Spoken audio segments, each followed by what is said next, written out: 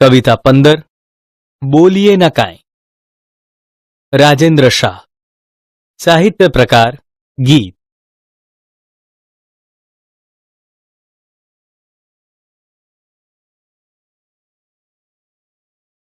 ચાલો મિત્રો, આજે ભોગીલાલ ગાંધી રચિત એક પ્રાર્થના ગીતની કેટલીક પંક્તિઓ જોઈએ। તું તારા દિલનો દીવો થાને, ઓરે ઓરે ઓ ભાયા, रखे कदी तू ऊंची ना ले तो पारका तेज ने छाया। ए रे ऊंची ना खूटी जशे ने उड़ी जशे पड़छाया, ओरे ओरे ओ भाया। पारकी आश सदा निराश सुविचार ने दर्शावती आ प्रार्थना गीतनी पंक्तिओमां कहेवायुं छे के आपणे आपणा ज्ञान पर ज विश्वास करवो जोईए। जो ऊंचीनुं ज्ञान हशे तो ए एक वखत खूटी जवानुं छे, निरर्थक निवडवानुं छे। બહારથી આવતું અજવાળું ક્ષણિક હોય છે, કાયમ આપણી સાથે રહે તે આપણા આત્માનો પ્રકાશ જ હોઈ શકે। આ ભાવ સાથે મેળ ખાતી કવિ રાજેન્દ્ર શાહની કવિતા જોઈએ। કવિ રાજેન્દ્ર શાહનો જન્મ 28/1/1913 રોજ થયો હતો અને 10/1/2010 રોજ તેમનું અવસાન થયું હતું। આંદોલન, ઉદ્ગીતિ, શાંત કોલાહલ, મધ્યમાં, વિષાદનો સાદ વગેરે તેમના કાવ્ય સંગ્રહો છે। પ્રસ્તુત કવિતાનો સાહિત્ય પ્રકાર ગીત છે।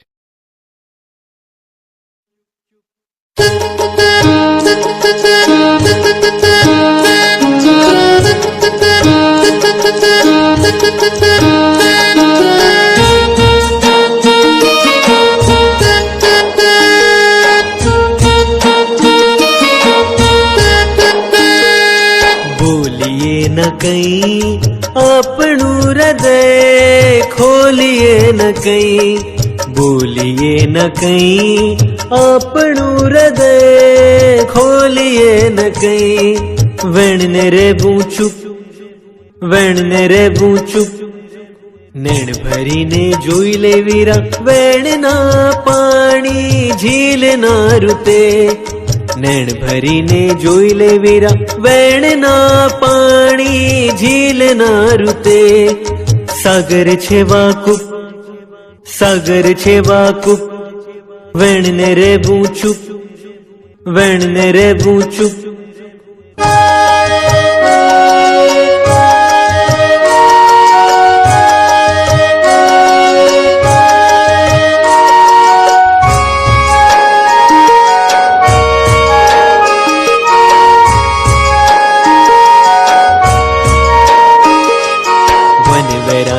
मार्ग विजन वनवेरा ने मार्ग विज, सीम जा सुनी गूंजती।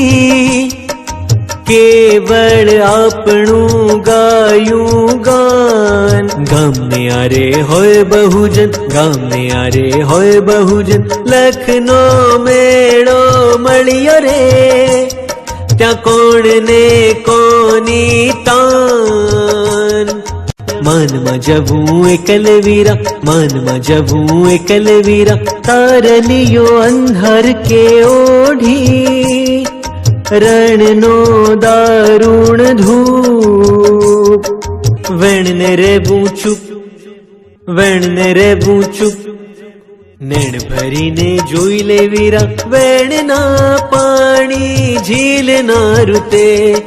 नैण भरी ने जोई ले वीरा, वेण ना पाणी झील ना रुते। सागर छे वाकुप, सागर छे वाकुप।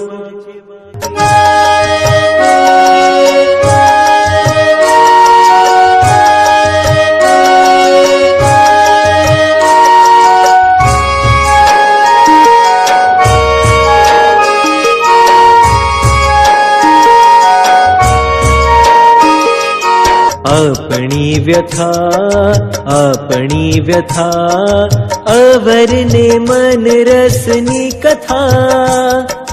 इतर न कई तथा,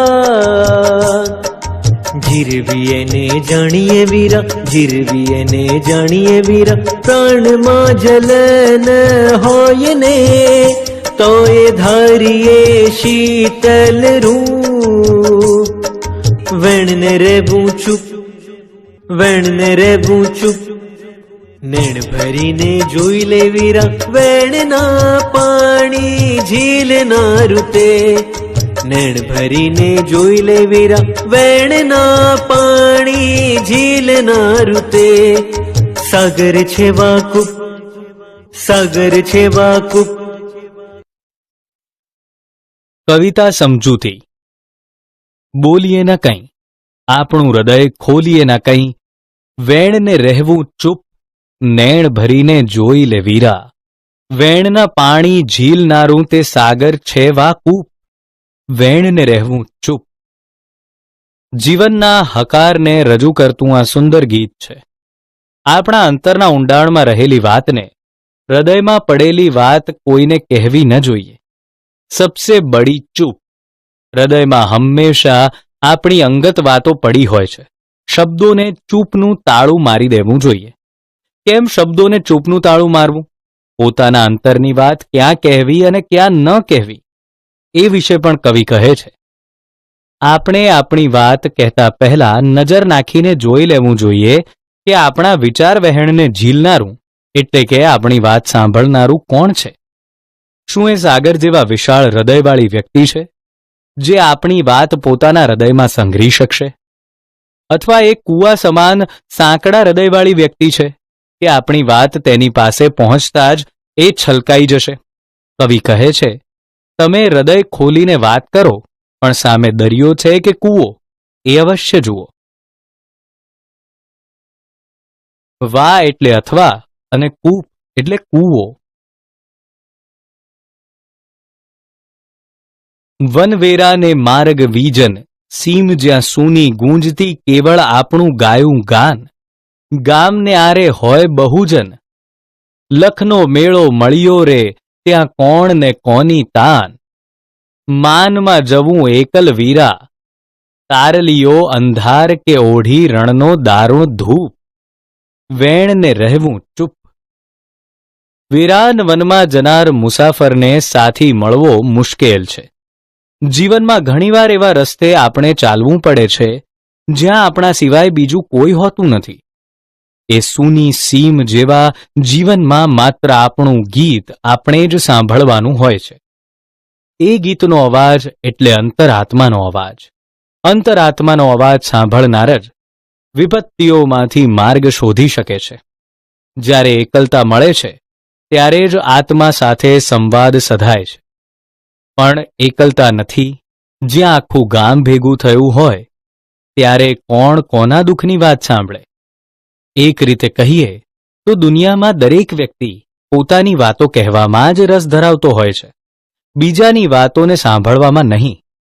આથી જ કવિ કહે છે, હે ભાઈ, દુઃખરૂપી ઘનઘોર રાત હોય કે રણની ભયાનક ગરમી સમાન સમસ્યાઓ હોય, એ સઘળી વ્યથા તારે એકલા જ સહન કરવાની છે. આ સંસાર છે, અહીં સુખમાં ભાગીદાર મળે છે, દુઃખમાં નહીં. વિરાન એટલે ઉજ્જડ, વિજન એટલે માણસ વગરનું અથવા સુમસામ. આરે તળપદા શબ્દનો અર્થ નજીક, દારૂણ એટલે ભયાનક અને ધૂપ એટલે તડકો. આપણી વ્યથા અવરને મન રસની કથા, ઈતર ના કંઈ તથા. જીરવી એને જાણીએ વીરા, પ્રાણમાં જલન હોય ને તોય ધારીએ શીતલ રૂપ. વેણને રહેવું ચૂપ. આપણા દુઃખ, દર્દ કે મુશ્કેલીની કથા આપણે બીજા વ્યક્તિઓ આગળ ન કહેવી જોઈએ. સાંભળનારને મન તો આપણી વ્યથા એક રસની કથા જ છે. એ રસથી સાંભળશે પણ દૂર નહીં કરી શકે. જેમ કે કોઈ વિદ્યાર્થી ધાર્યા ગુણ નથી લાવી શક્યો, એ વિદ્યાર્થી અન્ય આગળ ગમે એટલી પોતાની વ્યથા રજૂ કરે તો શું ગુણમાં વધારો થશે? નહીં થાય. અને જે સાંભળે છે એને મન તો રસની કથાથી વિશેષ બીજું કંઈ નહીં હોય. શાયર મરીઝ કહે છે તેમ, બસ દુર્દશાનો એટલો આભાર હોય છે, જેને મળું છું મુજથી સમજદાર હોય છે. જીવનમાં આવેલી ખરાબ દશાનો એટલો આભાર માનું કે જે લોકો મળ્યા એ મારાથી વધારે સમજદાર લાગ્યા. અને ખૂબ સલાહ આપી કવિ આગળ કહે છે, જીરવી એને જાણીએ, આ વ્યથાને સહન કરવી જોઈએ. અંતરમાં ભલે ને દુઃખનો અગ્નિ સળગતો હોય તો પણ શીતળતા જ રાખવી જોઈએ, કેમ કે દુઃખ ક્ષણિક હોય છે. જેમ સુખ ગયું એમ દુઃખ પણ જવાનું છે. જો દુઃખમાં શીતળતા ન રાખીએ તો આવનારા સુખને પણ આપણે દુઃખમાં ફેરવી દઈશું. મહાત્મા ગાંધીએ અંગ્રેજોની અન્યાયરૂપી આગને જોઈ સહન કરી, પણ અંતરમાં તો શીતળતા જ ધરી રાખી. ઇતર એટલે બીજું અથવા જુદું, જીરવવું એટલે સહન કરવું.